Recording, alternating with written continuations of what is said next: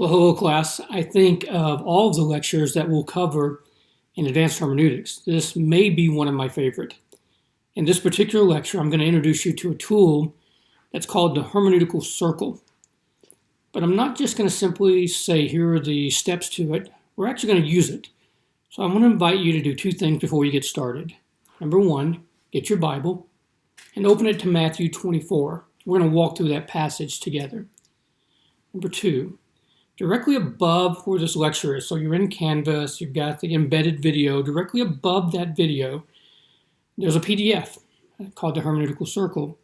It looks similar to this right here, not identical, but pretty similar.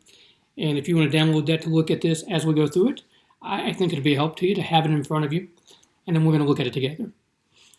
I have found over the years that if I can actually walk through using this tool and describe how it's used, as opposed to simply defining it, there's a little bit more motivation for you to use it in the future. Now, I understand that some of you preach every single week. You already have your way to study the text. I get it. And I understand that there are some people in this class who are scared to death because you're taking advanced hermeneutics and you never had hermeneutics on the undergrad level. So I get that too. Here's my take on this. For those of you who have never taken a hermeneutics course, this tool is a great way to catch up. For those of you who may have other methods of interpretation or study habits that you developed, this might be a tool that could sharpen you, and I think it'll give you some insight and some things maybe you haven't seen before. So with that in mind, let's take a moment and look at this chart. You'll notice right away the first thing on the chart is presuppositions. Presuppositions, we all have them. So this isn't a lecture to tell you you need to get rid of your hermeneutics, or not hermeneutics, your presuppositions. Don't get rid of your hermeneutics. So this isn't a lecture to say get rid of your presuppositions, because we can't do that. We've all been affected by the books we've read, the sermons we've heard, the sermons we preached. We've been influenced by the people we've met. We've been influenced by conversations we've been engaged in. There's a lot of things that have influenced our understanding of the Bible that are in that presupposition stage. Presupposition meaning we just presuppose them to be true. We don't try to prove them. They just are. So I don't tell you to abdicate your presuppositions, but I do tell you to identify them. For example, I have a presupposition that the Bible is the Word of God. What that means for me is I won't treat the Bible like some secular work of history. I'll treat it with reverence and respect. I'll treat it as it is in truth the Word of God. I'll treat it differently than other books that are sitting here around my office. I'll treat this book, the Bible, much differently. I have a presupposition as well that Matthew wrote to Jewish people. That affects me, as you'll see when we walk through Matthew 24. And I'll show you why that affects me. My presupposition, it may not be right. I think it is. But if it's not right, then it is throwing my hermeneutics off a little bit. It's skewing me in a direction. So I have to be willing to admit that. I believe my presupposition is right, and the best everywhere I can check it, it seems to be almost a universal agreement that it's the right presupposition to hold. But if evidence ever came up to the fact that my presuppositions about who Matthew's writing to is wrong, I'd have to rethink some of my methodology through Matthew 24. So presuppositions. You have presuppositions about the Bible. I mentioned some of them even in the last lecture. I believe that Spirit-filled people give the best interpretation, So presuppositions, just listing them. I have presuppositions about the rapture. We're going to look at Matthew 24 in a minute. It's an eschatological passage. I'm pre-trib. But I have read people that are post-trib use Matthew 24 for support. I've read people that are pre-trib, and they've used Matthew 24 for support. I've read people that are pre-wrath. They're not post-trib, they're not pre-trib. They're sort of at the end of the trib, but before it's over, pre-wrath, and they use Matthew 24. I've read people that are mid-trib that use Matthew 24. Let's be honest. Matthew 24 doesn't teach pre, mid, post, and pre-wrath. It can't teach all of those positions. They are mutually exclusive. They contradict each other. So Matthew 24 isn't teaching all of those. Well, how can people read the same passage and four different people say it teaches four different things? Primarily because of their presuppositions. And so we want to identify our presuppositions. The second step, introduction or background. We haven't even read the first verse yet, but we're starting to establish some things. And what else we're going to do before we even read Matthew 24, verse 1? We're going to ask, I want you to pretend like you're a journalist and you're researching the background of a story. You're going to ask some questions. Who wrote it? To whom is it written? Why is it written? When? Let's stop for a minute. Let's talk about some of these questions. To who was doing the writing? Well, we call it the Gospel according to Matthew. Matthew, the son of Alphaeus, also called Levi, a tax collector, one that was despised by the Jews, accepted Jesus as his Messiah, and then preached and witnessed and wrote a whole book to try to prove something about Jesus to whoever would listen. That's who this man is. To whom did he write? Best we can tell, modern consensus, and you heard this if you took a New Testament survey class more than likely in your undergrad, Mark writes to the Romans, Luke writes to the Greeks and the Gentiles, and of course John writes to everybody, but Matthew writes to the Jewish people. Mark presents Jesus as the busy servant, always doing good. Luke presents Jesus as the Son of Man. John presents Jesus as the Son of God. But Matthew presents Jesus as the King. Matthew quotes more Old Testament passages than Mark, Luke, and John. At least Mark and Luke combined. I don't know if it would be combined if I threw John in the mix. But Matthew's quoting a lot of Old Testament passages. Matthew is the one who's trying to reach Jewish people with their scriptures and point them to the fact that Jesus isn't just their Messiah, he's their king who will set up a kingdom. That's what kings have. Kings have kingdoms. So who is writing? Well, Matthew. To whom is he writing? To Jewish people with an evangelistic purpose to win them to their king. That's part of the why, isn't it? When? Two parts to this question. When did the event happen that Matthew is writing about? And when did Matthew write it? When did the event happen? This is an important question to ask in this stage of exploration. We can read a few chapters before, and we'll see the triumphal entry. We can read a few chapters after and with the crucifixion. Basically, this is the last week of Jesus' earthly ministry. We're at the end of 3.5 years of preaching and teaching and miracles and doing good. We're at the end of that. We're days away, 2 or 3 days away from the crucifixion. Here's why that's important. Because no one hearing this sermon by Jesus will cross-reference it to the New Testament. No one listening will say, whoa, I think I heard Paul say something very similar to that. Paul's not saved yet. He hasn't written anything. And no one is saying here, didn't John say something about that in the book of Revelation?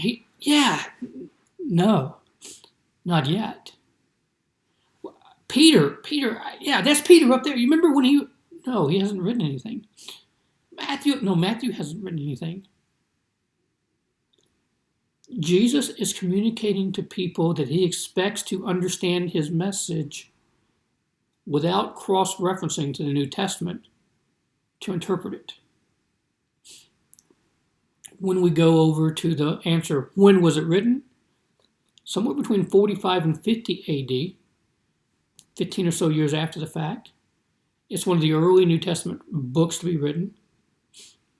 Nothing to cross-reference it with. So keep this in mind as part of this background that the audience that hears this, Jewish people, the audience isn't cross-referencing this to the New Testament. The audience is a Jewish audience. Let me be very, very clear. It's a Jewish audience. not a church audience. That will have some bearing.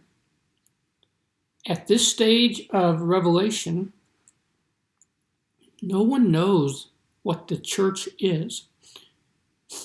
Mark doesn't mention it. Luke doesn't mention it. John doesn't mention it. Matthew mentions it twice. Jesus said, I'll build my church. And if you have a problem, take it to the people in the church. But that word is used very generically. No one can extrapolate from Jesus' saying and say, oh, he's talking about the First Baptist Church in Jerusalem. Oh, yeah.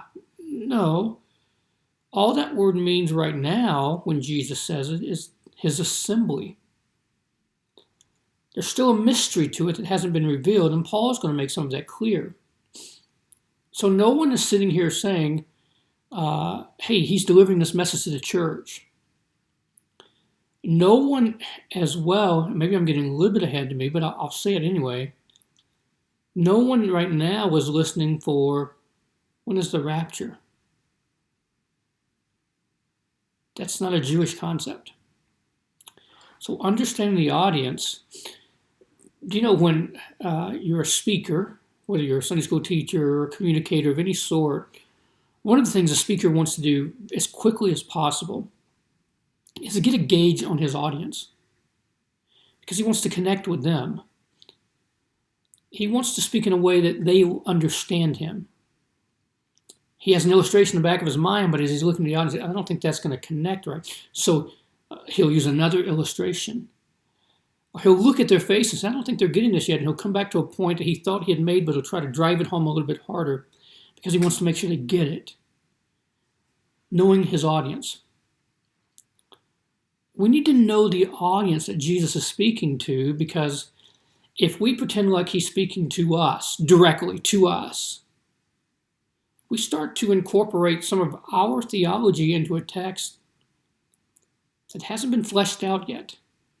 We need to be careful of that. All right? So, think about all we've looked at so far. We've got some presuppositions. We've got some background information about this book. And we have some thoughts to guide us. And we haven't even read the first verse. Now, on my desk right now, there's no commentaries.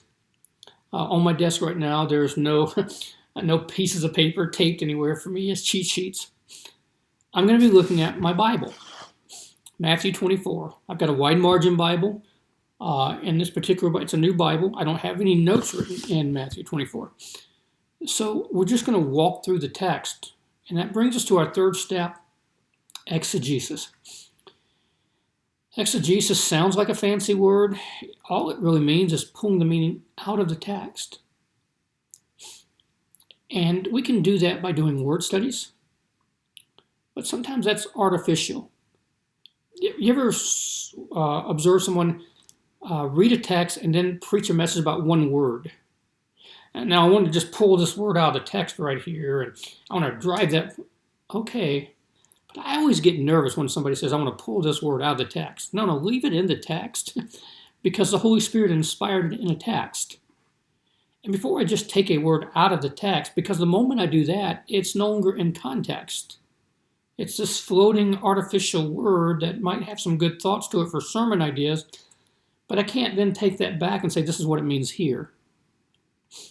So I'm not going to just do a lot of word studies here. I think I'll mention maybe one word or something as we go through this, but we're really just going to read it. And wherever we need to stop and try to understand what the writer means, we'll stop and explain it. All right? So with that in mind, let's read. Matthew 24, verse 1. Read along with Dr. Lester. Okay? Matthew 24, verse 1. And Jesus went out and departed from the temple. The temple. His disciples came to him to show him the buildings of the temple. Now just stop for a moment in verse number 1 and notice his disciples want to show him the temple. Jesus is coming out of the temple. The temple was the Jewish center of life. What I want you to see as we walk through this, just reading it out loud, we're going to be setting a Jewish context. Okay, verse 2. Jesus said unto them, see ye not all these things? Look at all these. Verily, I say to you, there shall not be left here one stone upon another that shall not be thrown down. Oh, stone, what stone's he talking about? He's the temple. Guys, you want to show me the temple? Can I tell you something? Not one of these stones will be left standing. And he keeps walking. He's talking about their Jewish temple. Verse 3. As he sat upon the Mount of Olives, this is why this is called the Olivet Discourse. His disciples came unto him privately, and they asked him 3 questions. He had just said something and walked off, and so they came to him on the Mount of Olives and said, whoa, time out. You just said this beautiful temple that Herod's been rebuilding now, seems like forever. You just said it's going to be destroyed? Okay, I got a question. I got 3 questions for you. Number 1, when will that happen? Number 2, what's the sign of your coming? Number 3, what's the sign for the end of the world or the end of the age? All right, Jesus, you just gave us some prophetic insight here. When's that going to happen? Is that now? Is that soon? Is that our lifetime? Is that down the road? Is that tomorrow? When? We're starting to piece together here, because you keep talking about dying, that maybe you're not going to set up the kingdom right now. Now, I know John preached, repent, the kingdom's at hand, and I know you preached, repent, the kingdom's at hand. And it doesn't look like that's happening.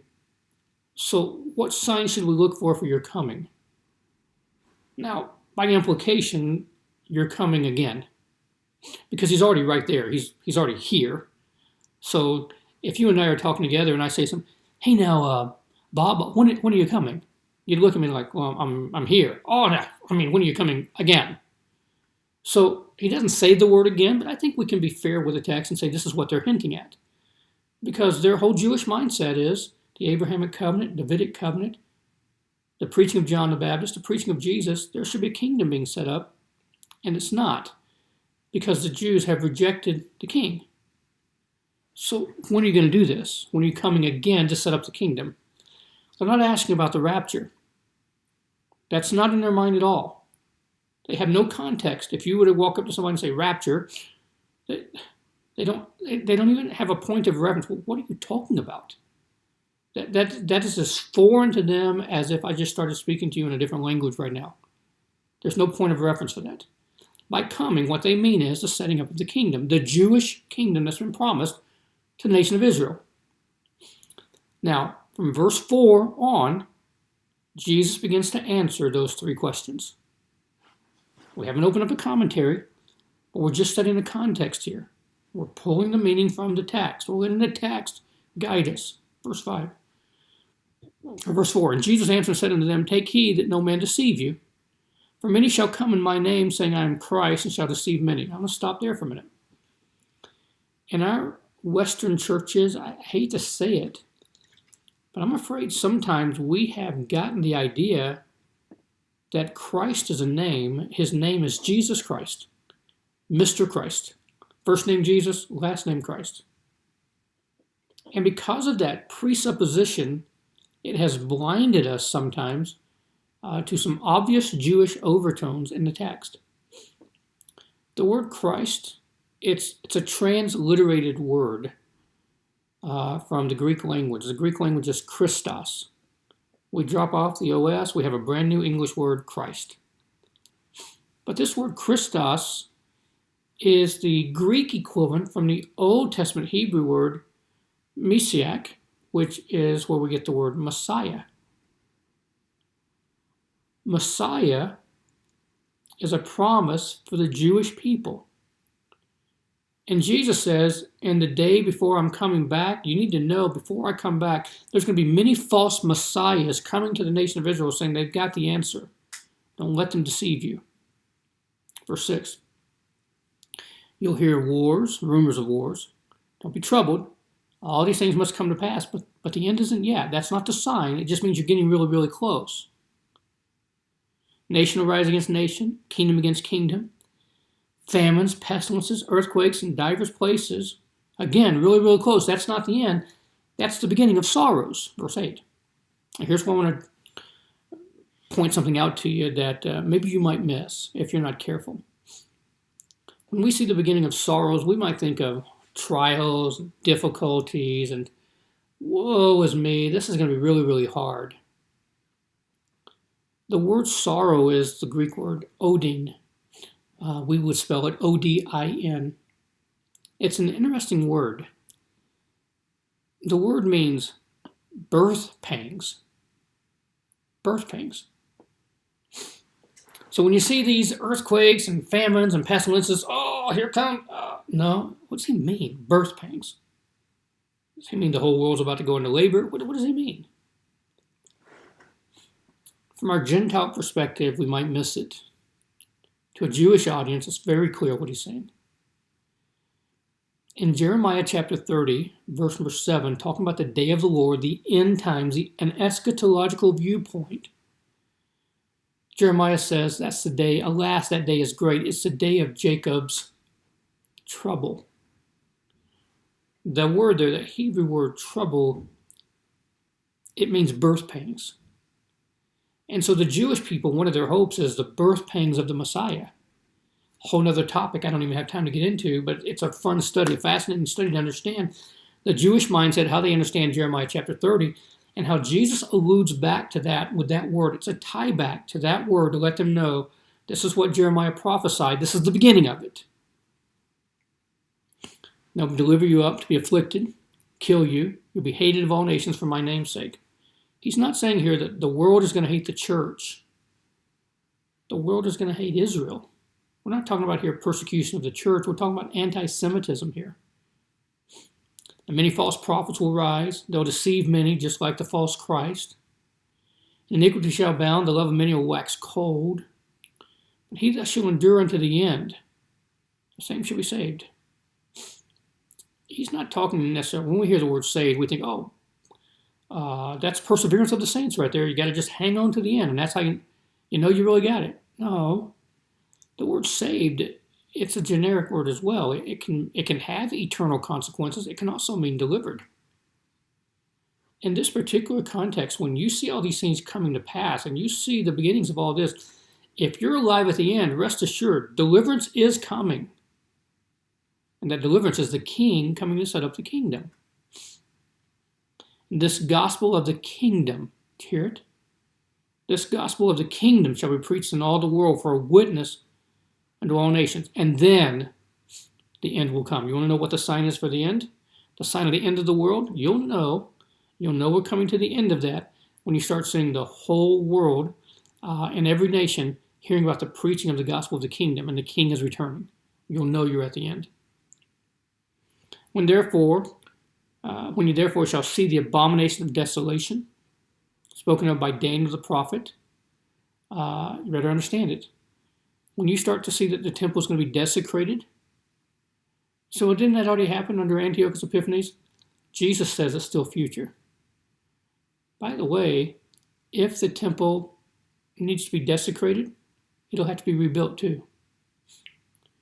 And let him which is in Judea, let him flee to the mountains.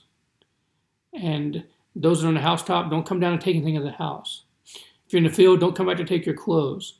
If you're with child, I'm sorry. Pray that your flight's not in the winter. Pray that it's not on the Sabbath day, because everything shuts down in Jerusalem on the Sabbath day. This is a Jewish context. Except those days should be shortened. There should no flesh be saved, but for the elect's sake, those days should be shortened. We get nervous when we see the word elect. Those with more of a covenant theology or more of a Calvinistic soteriology would say elect means the church. We actually have three options here. Elect can mean the church. Elect can mean Jesus. Elect can also mean the nation of Israel. In this particular context, the one that makes the most sense, the nation of Israel. God is going to show mercy to the other nations because of his elect. And there shall rise false Christs and false prophets. They'll show great signs and wonders. They'll deceive the very elect if it's possible. And I've told you beforehand, so you know about it. If they say to you, behold, he's in the desert, don't go there. If he's in the secret chambers, don't believe that. For time's sake, let me just jump ahead for a minute. I spend a lot more time with these first three because I think that's where the bulk of the Hermeneutical Circle takes place. Personally, I don't believe the rapture is taught in Matthew 24 at all. That's why so many people keep finding pre-trib, post-trib, mid-trib, pre-wrath. They're all bringing it to the text. Even the people I agree with in the eschatological position, they're bringing it to this text. The post-trib, he'll say immediately after the tribulation of those days, verse 29, the sun is darkened, and then the Son of Man appears in heaven. But that's not the rapture. The rapture's not here. That's Jesus coming back to set up his kingdom, and every eye will see him. We don't see him at the rapture. It's the moment of a twinkling of an eye. But it says two are in the field, and one's taken, and one's left, and that looks like post-trib. In the context, that's after the days of Noah. In the days of Noah, Noah was left on the earth. Everyone else was taken away in judgment. As a presupposition, we see the word taken and we think, oh, that's the rapture. No, that's a church doctrine. This is an Israeli context, a Jewish context. And it's in the days of Noah, and to be taken was not a good thing. To be left was a good thing. There was only 8 people left. And so just learning to stop and read slowly. I'm going to fly through these other steps rather quickly just to sort of give you perspective. Biblical theology. Biblical theology is, I can look and see, has Matthew written anything else on this topic? He hasn't. But that'd be a way I could look at biblical theology. Another way I could look at it, what else is being written at the same time, discussing the same topic? Another approach would be, here's Matthew 24, in line with everything that's been revealed to that point. What do we know now? That'd be biblical theology. The circle there has 2 halves. There's a meaning and an application, or a meaning and a significance. When we're starting to understand the meaning and then bridge the gap to application, our checkpoint is historical theology. Historically, for 2,000 years, what has the church taught about the church, Israel, end times? And you'll notice that there have been times when there's been strong distinction between church and Israel, and sometimes when the church has replaced Israel. We've had that throughout. We try to look at the church, make sure I'm not teaching something that has never been taught before. Systematic theology, now it's like, okay, I've dealt with my presuppositions. Check. I understand the background of this book. Check. I've walked through the text. I feel like I pulled the meaning out. Check. I've cross-referenced this with what's been written up to that point. Check. I've checked to see what the church has taught in the past. Check. Now I can go and cross-reference to anywhere in the Bible. That's systematic theology. What does Peter say? What does John the Revelator say? What does Abraham say? And what does whoever say? Now I can cross-reference that with everywhere. That's systematic theology. And then I've got to answer the question, practical theology, the so what? How do I use this? What do I do with it? What are the applications I can make to those who are listening to me? I think you'll see as you go through this circle, you'll find it's really a spiral. Because the next time you go through Matthew 24, you've got a lot more material you'll take with you. And you'll go a little bit deeper. Then you'll go around again. It's a great tool. It may be difficult to get your mind around it, or may feel like it's too heavy to wield right away. But I challenge you to just take your time. Practice it. Get the feel of it. And you'll find it's a great way to think through the text, the hermeneutical circle. I hope you'll use it. And for those of you that have a preaching or teaching ministry, I hope you'll use it even this weekend.